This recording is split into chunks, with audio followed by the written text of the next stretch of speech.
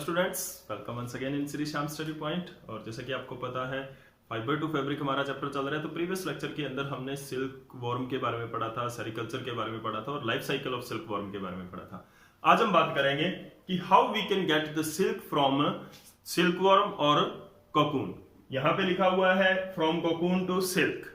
क्या है कि कोकून टू सिल्क कैसे लिया जाता है। तो cocoon is the formed by silk worm. तो सिल्क वॉर्म के जो लार्वल स्टेज है उसके ऊपर कोकून फॉर्म होता है, ठीक है ना। तो उससे सिल्क कैसे लेते हैं या सिल्क वॉर्म से कोकून कैसे लेते हैं, ठीक है ना। तो वो हम पढ़ेंगे आज के इस चैप्टर के अंदर, आज के इस लेक्चर के अंदर। तो सबसे पहला जो स्टेप होगा हमारे पास इसके अंदर क्या है कि there are different processes. The silk is obtained from cocoon by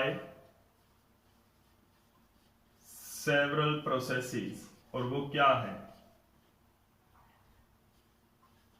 कौन कौन सी वो प्रोसेसेस हैं उनके बारे में हम डिस्कस करेंगे।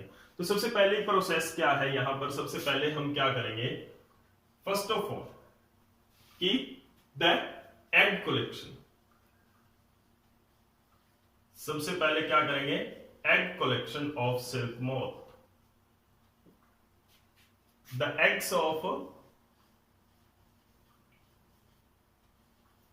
silk moth is collected। silk moth is collected। Market में भी एग है वो मिलते हैं, सिल्क मोथ के एग है वो मिल जाते हैं मार्केट से भी। यानी कि एक जो फीमेल है, सिंगल फीमेल है, इसके अंदर जो याद रखने वाली बात क्या है, single female silk moth, single female silk moth ले 200 to 300 eggs। 200 to 300 eggs, ठीक है।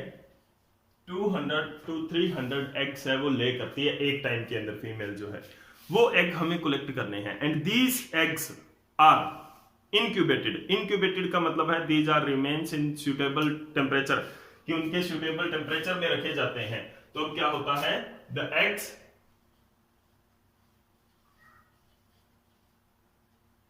Are incubated under suitable temperature and under suitable temperature and humidity, moisture। humidity का यहां पर क्या मतलब है, moisture। and these egg hatch into the larva।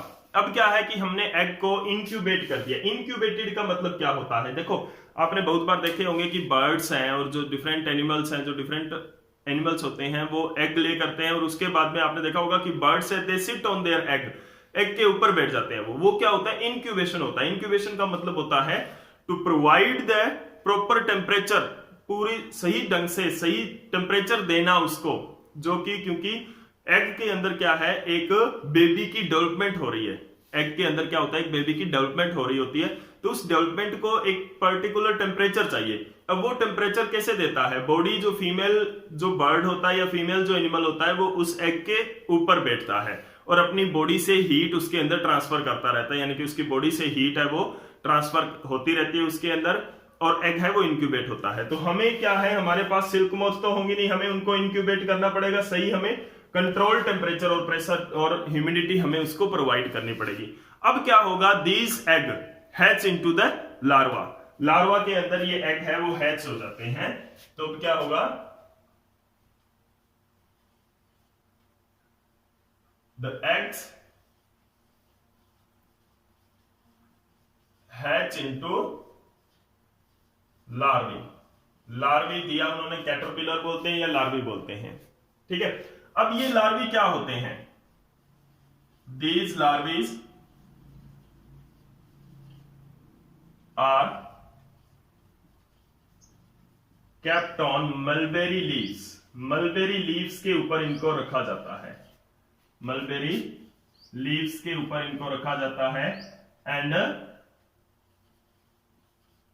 Allow them to feed,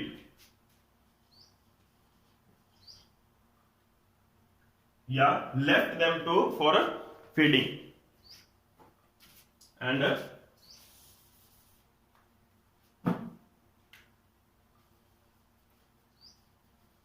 left them for feeding, ठीक है ना, on leaves।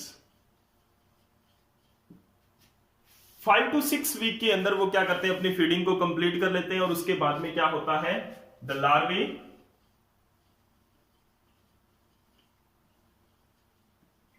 Complete its feeding,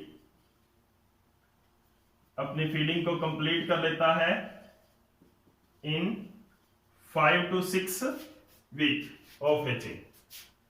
5 to 6 week के अंदर ये अपनी फीडिंग कंप्लीट कर लेता है and start to form cocoon and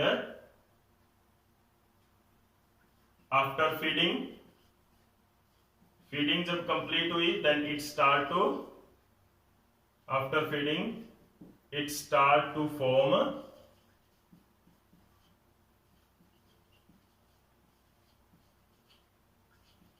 cocoon around it। Okay, इसके चारों ओर क्या होता है, कोकून फॉर्मेशन होने लग जाती है। अब देखो जब कोकून फॉर्मेशन हो गया, कोकून बन गया, तो अब हम क्या करेंगे, उस कोकून को लेंगे। ये कोकून जो है लगभग 2 डेज से लेकर 1 वीक तक बिल्डअप कर लेता है। तो यानी कि क्या है, the larvae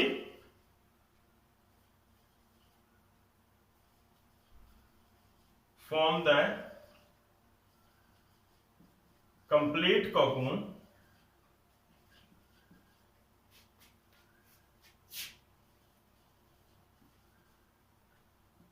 larvae form complete cocoon in about 2 days to 1 week, ठीक है, 2 डेज से 1 वीक के अंदर कंप्लीट कर लेते हैं। एंड दीज कोकून अब क्या होते हैं, अब जो ये कोकून है हमारे पास, इनको क्या किया जाता है, these cocoons are now are boiled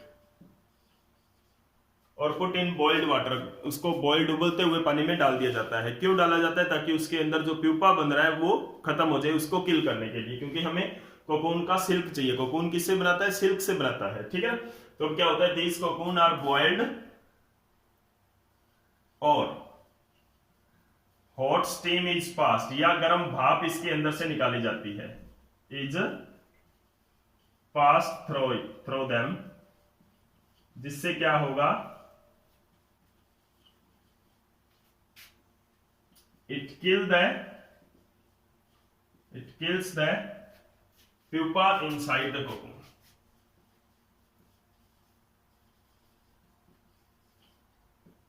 इसके बाद में क्या होता है, softening of sericin.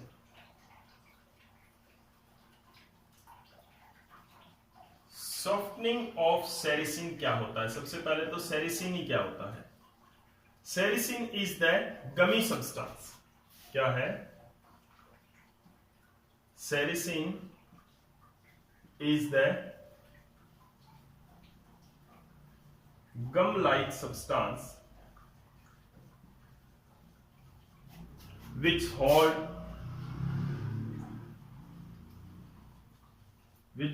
the silk fiber in cocoon। Cocoon के अंदर जो सिल्क फाइबर इन कोकून के अंदर जो सिल्क फाइबर कोकून को, यानी कि कोकून बनाया है। कोकून क्या होता है, एक राउंड बॉल की तरह शेप होती है जो कि प्यूपा के सराउंडिंग होती है। अब कोकून जब बना है यहां पर, तो वो कोकून के अंदर जो सिल्क फाइबर्स हैं वो किससे होल्ड होते हैं, यानी कि एक गमी सब्सटेंस है जो उनको इकट्ठे रखती है, क्लोजर रखती है, चिपकाए रखती है, ठीक है। तो अब उस सेरिसिन की सॉफ्टनिंग होती है and this is done by the cocoon is pass through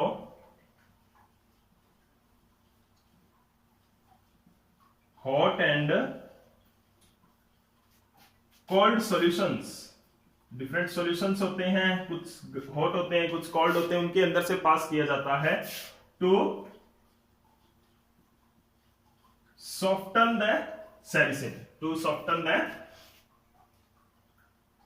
sericin. यानी कि जब तक हम वो गम को सॉफ्ट नहीं करेंगे, उस गम को सॉफ्ट नहीं करेंगे, तब तक हम उसके ऊपर से जो कोकून है उसके अंदर से हम सिल्क फाइबर को रिमूव नहीं कर सकते हैं। सिल्क फाइबर को हम रिमूव नहीं कर पाएंगे अगर जब तक हम इसको सॉफ्ट नहीं करेंगे। ठीक है, अब उसके बाद में क्या है हमारे पास जो नेक्स्ट स्टेप आता है उसको क्या बोलते हैं, रीलिंग, रीलिंग ऑफ फिलामेंट। तो रीलिंग ऑफ फिलामेंट में क्या होता है, reeling of filament, it is the unwinding. Reeling of filament में क्या होता है, the unwinding of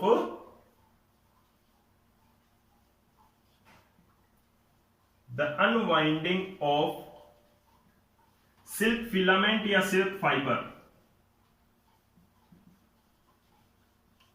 silk filament या फाइबर एक ही बात है। अब जो कोकून के अंदर जो सिल्क फाइबर है उसको क्या कर लिया जाता है, अनरील कर लिया जाता है, यानी कि उसको रिमूव कर लिया जाता है, निकालते हैं धीरे धीरे, उसको क्या बोलते हैं, रीलिंग ऑफ फिलामेंट। अब देखो यहां पर रीलिंग ऑफ फिलामेंट के बाद में क्या आता है, fibre from cocoon. Reeling of filament के बाद में क्या आता है, throwing.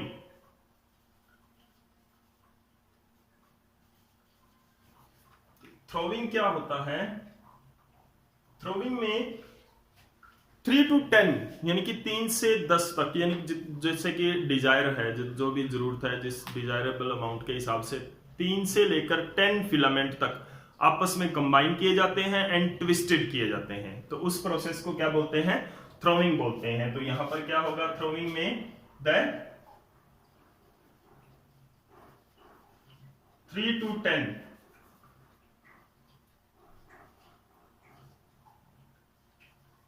Filament of silk, silk filament है, is combined and twisted to form a yarn बना लिया जाता है, यानी कि उसका एक धागा बना लिया जाता है। ठीक है, तो दिस इज द थ्रोविंग। तो थ्रोविंग में क्या होता है, 3 से लेकर यहां से हमने अनवाइंडिंग कर ली रीलिंग की। रीलिंग क्या होती है, वैसे तो अनवाइंड करके उसको सिंगल सिंगल धागे को अलग कर लिया जाता है, अलग रील कर लिया जाता है किसी भी चीज पर। तो अब क्या होता है, थ्रोविंग, उन सिंगल सिंगल धागे को, इन सिंगल फिलामेंट को, नॉट धागा नहीं सॉरी, सिंगल फिलामेंट को, फिलामेंट मतलब फाइबर, पतले पतले फाइबर्स को, सिंगल फाइबर्स में से 3 to 10 फाइबर्स ले लिए जाते हैं अकॉर्डिंग टू कि कितना बड़ा, कितने थिकनेस के ऊपर। And this the filament is selected, यानी कि 2, 3, 4, 5, 6 कितने फिलामेंट सेलेक्ट करने हैं वो डिपेंड करते हैं कि कितने थिकनेस का यार्न धागा हमने बनाना है। तो उसके अकॉर्डिंग क्या है कि according to the thickness and the filament is taken, the different number of filament, different number of filament यानी कि 3, 2, 5, 7 is taken according to desirable thickness या thickness desired, according to the thickness desired, thickness of yarn की desired thickness के according क्या है, select कर लिया जाता है डिफरेंट नंबर यहां पे। तो this is the throwing. Throwing के बाद में क्या होता है हमारे पास, अब जो स्पून आ गया थ्रेड के अंदर, वो क्या होता है, वीविंग होती है उसकी, जो वूवन कर लिया जाता है। तो थ्रेड के बाद में क्या है, वीविंग।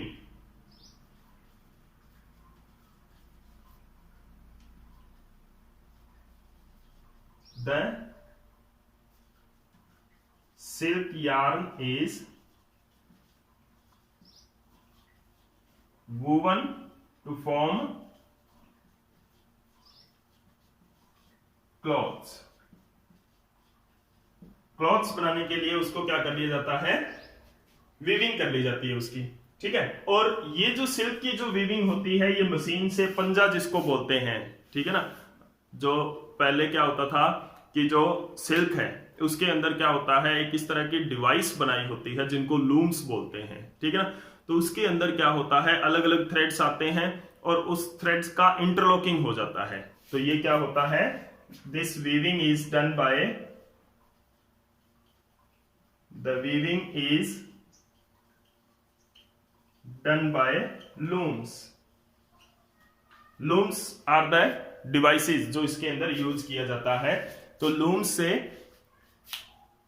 कैमरा थोड़ा सेट कर लेता हूं मैं, हाँ, लूम्स से आपको जो वीविंग है वो हो जाती है, तो क्लॉथ्स यहां पर बन जाते हैं। तो this is the complete process from cocoon to silk. Cocoon से सिल्क बनाने की कंप्लीट प्रोसेस है। अब उसके बाद में कुछ डिजीजेज होती है इसके अंदर। हमने क्या पढ़ा, सबसे पहले एग ले लिए जाते हैं, उनको इंक्यूबेट किया जाता है, सही टेम्परेचर दिया जाता है, यानी कि उसके बाद में उन एग के अंदर से जब लार्वा हैच होता है तो उन लार्वा को मलबेरी लीफ के ऊपर फीड करवाया जाता है। फीडिंग के बाद में जब कोकून बन जाते हैं तो कोकून को बॉइल कर लिया जाता है। बॉइल करके उनके अंदर का प्यूपा खत्म किल कर दिया जाता है, और प्यूपा के किल होने के बाद में उसके अंदर जो गमी सब्सटेंस है, जो गम लाइक सब्सटेंस है, जिसकी वजह से फाइबर एक दूसरे के साथ जुड़े होते हैं, उसको सॉफ्ट कर लिया जाता है। उसके बाद में कोकून को रील कर लिया जाता है, उसके अंदर से फिलामेंट निकाल लिया जाता है, सिंगल फिलामेंट, ठीक है। उसके बाद में जो फिलामेंट्स आते हैं हमारे पास, उसके अंदर से 3 to 10 फिलामेंट्स हम सिलेक्ट कर लेते हैं, 3, 4, 5 अकॉर्डिंग टू डिजायरेबल थिकनेस, और उनको आपस में कंबाइन करते हैं और ट्विस्टेड कर लेते हैं, ठीक है, और यार्न बना लेते हैं, धागा बना लेते हैं, और उससे क्या होता है, फिर हमारा सिल्क क्लॉथ बन जाते हैं। नेक्स्ट क्या है हमारा, occupational hazard of silk industries. occupational hazards of silk industry।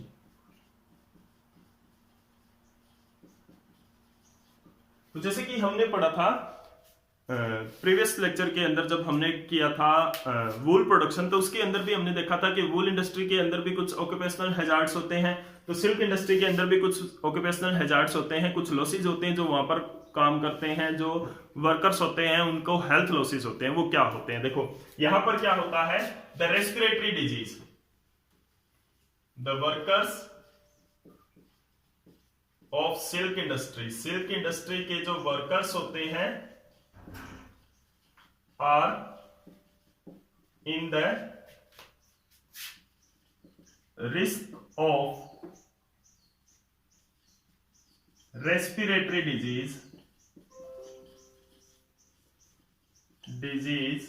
like asthma by the vapors formed by the vapors of boiling cocoons. Boiling cocoons को जब हम बॉयल करते हैं तो उसके अंदर से कुछ वेपर्स निकलते हैं, वो अस्थमा जैसी सांस की बीमारी, रेस्पिरेटरी डिजीज है, वो कॉज हो सकता है उन लोगों के अंदर, ठीक है। उसके बाद में जो दूसरा डिफेक्ट यहां पर क्या हो सकता है, स्किन डिजीज भी हो सकती है। The workers may B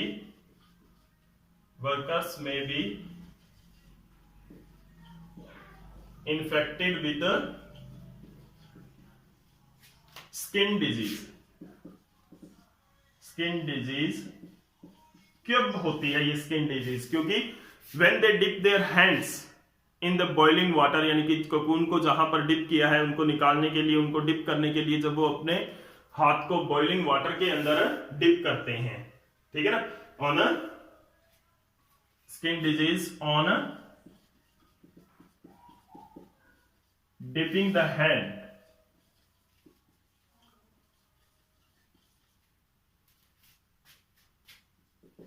in water